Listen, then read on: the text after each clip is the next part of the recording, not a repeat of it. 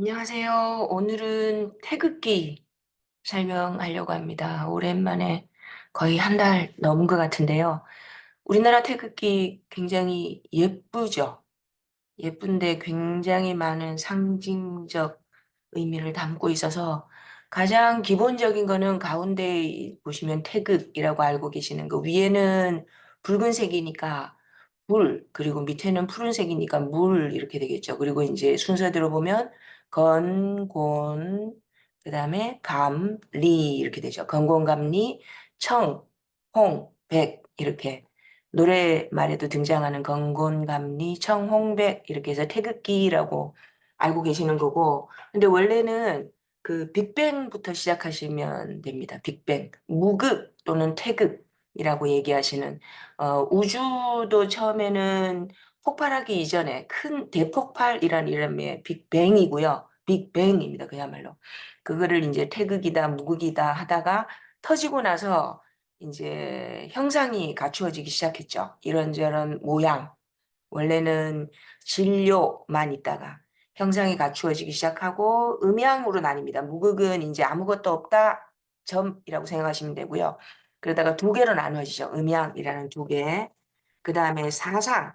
왜냐하면 음양을 위아래로 두 개씩 포개면 양양, 양음, 음양, 이렇게 네 개가 나오겠죠.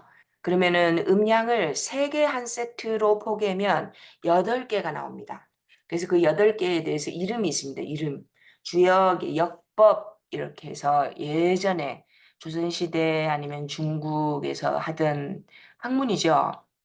어떻게 보면 지금의 달력, 천문학 아니면 천지운행, 하늘과 땅과 뭐 전체 날씨라든지 일년이라든지 어떻게 바뀌어 가는가를 읽어보려고 했던, 무엇보다도 시간을 나타내려고 했던, 변화를 나타내려고 했던. 그래서 주역 할 때 역자 그 자체가 보시면 날일자에 달월자 이렇게 해서 위에 날일자 있고 밑에 달월이죠. 달월인데 이제 해와 달의 운행, 천지운행 이렇게도 표현하는 그런 것들입니다. 그래서 첫 번째 괴, 일건천 이렇게 읽습니다. 숫자로는 1이고 괴의 이름은 건, 그리고 뜻은 하늘이다 이렇게 읽습니다. 일건천. 그러면은 두 번째 괴는, 첫 번째 괴는 보시면 양으로만 이루어져 있죠. 그래서 두 번째 개는 이태택 이렇게 읽습니다. 숫자로는 2고 이름은 태괴, 그리고 뜻은 못택자입니다. 한자로. 못 있죠. 못. 그 물 고여 있는. 그리고 삼리화 이렇게 읽습니다. 그리고 사진래, 그다음에 오송풍, 육감수, 칠간산, 팔곤지 이렇게 해서 곤계를 보면은 음으로만 이루어져 있죠. 그래서 이제 태극기를 이루고 있는 거는 건, 곤, 감, 리 이렇게 됩니다. 그래서 보시면 하늘과 땅과 그다음에 물수, 물과 불, 하늘과 땅과 물과 불 이렇게 해서 동서고금을 막론하고 세상을 이루고 있는 근본 실체, 가장 중요한 거 뭐 데모크리토스 같은 경우에는 사원소설을 탈레스가 말했나요? 잘 모르겠습니다. 누구는 탈레스라는 사람은 세상의 근본은 물이다. 또 누구는 또 불이다. 이런 식으로 얘기했듯이 동양의 주역에서는 하늘과 땅과 물과 불과 이런 식으로 네 개를 꼽으라면 저희 태극기에는 네 개가 반영돼 있죠. 그래서 무국에서 태극이라는 게 지금 저기 음양으로 나누어진 게 요겁니다. 그 태극기 안에 들어있는 거. 위에 있는 거는 물과 불이라고 하는 거 어느 게 음이고 어느 게 양일까는 좀 더 고민을 해봐야 됩니다. 그 채와 용 이렇게 가거나 아니면 또 다르게 들어가면 음양을 구분하는 보는 맥락이 달라질 수 있기 때문에, 그래서 여기 이제 일단 태극기는 건공감리하고 그 다음에 태극 가운데 들어가 있는 음양으로 이루어져 있다 이렇게 돼 있고요. 주역은 전법입니다. 전법. 예를 들어서 뭐 면접 보러 간다 아니면 선보러 간다 이렇게 쓸 때 마음을 정갈히 하시고, 원래는 죽통에 이제 대죽 그 넣고요. 흔든 다음에 향 피우고 마음을 가다듬고 절한 다음에 괴를 뽑아야 되는 거죠. 근데 이제 그렇게 하기보다 조선 시대를 통해서 가장 주역의 그 통달했던 두 분이 계십니다. 한 분은 세종대왕이고요. 한 분은 이순신 장군입니다. 그래서 이순신 장군 같은 경우에는 이제 나가라고 전쟁에 나가라고 했는데 안 나가고 버텼죠. 왜냐하면 가면은 전멸하는 괴가 나와가지고 그래서 이제 다른 분이 나갔다가 진짜로 몰살 당했죠. 뭐 그런 것도 있고. 그래서 이제 편법으로 요즘은 죽통이랑 뭐 갖추기 어려우시면 저희 100원짜리 동전에 보면 앞면에는 이순신 장군 그려져 있고 그다음에 뒷면에 그 숫자 적혀 있잖아요. 그래서 앞면이 나올 때가 양입니다. 양. 그리고 뒷면에 숫자가 나올 때 그 음입니다. 그래서 몇 번을 던져야 될까요? 왜냐하면 64괴라고 하잖아요. 64괴. 어떻게 해서 64개의 괴가 나왔을까요? 주역에서 쓰는. 왜냐하면 이렇게 8가지 있죠. 일건천부터 팔곤지까지. 8 곱하기 8은 64. 그래서 3개씩 괴를 던져서 3개 한 쌍에 2개의 괴, 상괴, 하괴 이렇게 읽으셔야 됩니다. 읽는 순서는 탑다운입니다. 그럼 얘는 위에 보면은 이게 화죠, 화. 그다음 밑에가 천이죠. 그래서 어떻게 읽느냐면 화천대유라고 궤도 이름이 있습니다. 요 각각의 세 개짜리 요것도 1부터 8까지 이름이 있고요. 그럼 이 각각을 갖다가 겹치고 나서 읽으면 그리고 뒤집어도 의미가 있어요. 그러면은 뒤집으면 천괴가 위로 올라오죠. 천화 동인 이렇게 됩니다. 지금 저기 대장동이라는 데서 조금 이슈가 되고 있는 큰 이슈가 되고 있는 그 회사의 이름이죠. 화천대유 뒤집으면요. 천화동인 그래서 인터넷 검색해 보시면 주역 64개의 괴 중에 돈 벌고 대동단결하고로는 최고로 좋은 의미를 갖고 있는 2개의 괴입니다. 그래서 지금은 그걸 얘기하려는 게 아니고요. 어쨌거나 태극기를 이루고 있는 괴. 괴도 의미를 느껴보세요. 여기 보시면은 여기 칠간산이죠. 보세요. 어떤 느낌인가? 밑에서부터 쭉 올라와 보세요. 음이니까 부드럽죠. 두 번째도 음이니까 부드럽죠. 근데 갑자기 뚜껑에 양이 막고 있죠. 요게 산입니다, 산. 막혔다라는 뜻이 있죠. 그래서 산이라고 읽습니다. 부드럽다, 부드럽다 위에 턱 덮고 있는 느낌, 센 양이. 그래서 괴의 이름은 간, 그리고 의미는 산이 가로막혔다 이렇게 보시면 될 것 같습니다. 그 다음에 요것도 보세요. 일종의 상형 문자, 기호니까요, 그죠? 읽으시면 되는데요. 요 레죠, 레. 네 번째, 숫자로는 네 번째고, 이름은 진이고, 뜻은 뇌우다, 뇌우. 선생님들, 뇌우 아시죠? 뇌우는 이게 천둥 소리. 비 올 때 천둥 같이 치는 거 있죠? 뇌우라고 하죠. 우르릉 쾅쾅 하는 그 뇌우 할 때 뇌입니다, 뇌. 이거는 두음 법칙 때문에 뇌를 뇌우라고 앞에 쓰는 거죠. 요거는 느껴보세요. 어떻게 돼 있냐면, 괴가, 맨 밑에가 무슨 괴냐면, 괴가 아니고 맨 밑에가 양이죠. 양이고 위에는 얹혀 있는 거는 음이고 어떠세요? 밑에 센 게 있으니까 이게 불끈 하고 올라올 것 같죠? 요게 흔들린다, 땅이 흔들린다 이런 의미의 뇌 우르릉 하고 뭔가 이렇게 불안정한 아니면 밑에 있는 센 양이 위로 치고 올라올 것 같은 그런 느낌. 그러면 나머지도 한번 느껴보세요. 왜 못일까? 그리고 왜 불일까? 그리고 왜 요거는 바람일까? 오손풍 요렇게. 예, 아들 딸로도 비유합니다.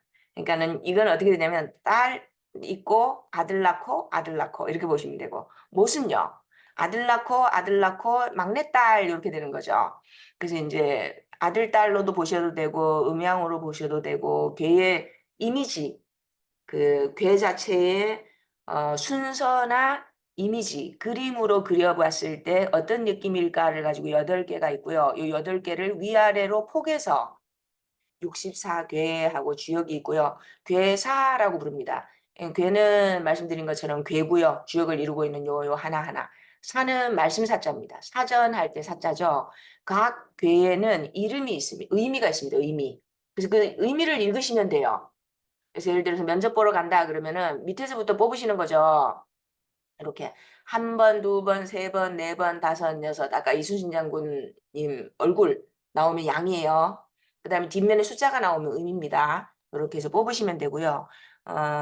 그거보다는 주역에 관해서는 다음에 또 한번 인터넷 자료나 찾아보시고 태극기에 들어있는 건공감리 이렇게 있잖아요. 그러면 그 어떻게 보면 굉장히 당연한 거기도 한데 한번 느껴보세요. 요게 뭐예요? 불이죠. 삼리화 이렇게 있습니다. 그러니까 태극기를 이루고 있는 괴는 1번 괴, 팔곤지, 8번 괴, 3번 괴, 그 다음에 육감수 그래서 1, 8, 3, 6 건공감리니까 이제 저희 입에 붙은 습관으로는 1, 8, 6, 3 이렇게 이루어져 있는 거죠. 요게 불이에요. 그리고 육감수 그래서 요게 그 물입니다. 그리고 태극이라는 의미도 굉장히 중요하죠. 보세요. 끝난 것 같은데 시작되고 있죠. 그리고 오르면 정점에 이르면 내려와야 되죠. 그러니까 파란색 기준으로 빨간색 기준으로 보시면 이게 우리 삶입니다. 오르면 태어나면 죽어야 되고 꼭대기 올라가면 내려와야 되고 끝난 것 같은데 끝난 게 아니죠. 또 미미한 기운이 또 시작되고 있습니다. 그래서 이제 저기 끝난 곳에서 다시 시작한다. 뭐 일양시생 이런 말도 있고 그런 있죠. 그래서 여기를 요게 음양입니다. 음과 양. 그래서 오르면 내려가야 되고 바닥을 쳤는가 하면 또 다시 올라가야 되고 바닥을 치면 올라가는 길밖에 없죠. 그리고 꼭대기 올라가면은 내려오는 길밖에 없죠. 그러니까 얼마 만에 내려오느냐는 또 다르지만 그래서 뭐 저희 그 원형 리정이라고도 표현하고요. 봄, 여름, 가을, 겨울이라고도 표현하죠. 원 시작한다. 원점 또는 출발. 형 꼴을 갖춘다. 애기들 이제 응애 태어나고 나서 무럭무럭 자라죠. 리 이익 이익 리 요겁니다. 리 열매 열매를 거두다 아니면 곡식이 익다 뭐 이렇게 해서 수확하다는 의미죠. 가을입니다. 가을. 그러니까는 봄, 여름, 가을 그다음 뭐예요? 정리하다 겨울이죠. 원형 리정 이렇게도 표현하고 이게 모두 주역과 관련된 용어거든요. 주역이 아니고 우리 삶이죠. 그래서 요게 이제 여기 안에 들어있는 음양 태극이 가지고 있는 요 의미고요. 그 다음에 요게 아까 말씀드린 것처럼 불이라 그랬죠. 그럼 불이 그 불하고 물 중에 어느 게 양이고 어느 게 불하고 물 두 개를 비교하면 어느 게 양이고 어느 게 음일까요? 물론 체용에 따라서 다르게 해석하기도 합니다. 체와 용에 대해서도 한번 찾아보세요.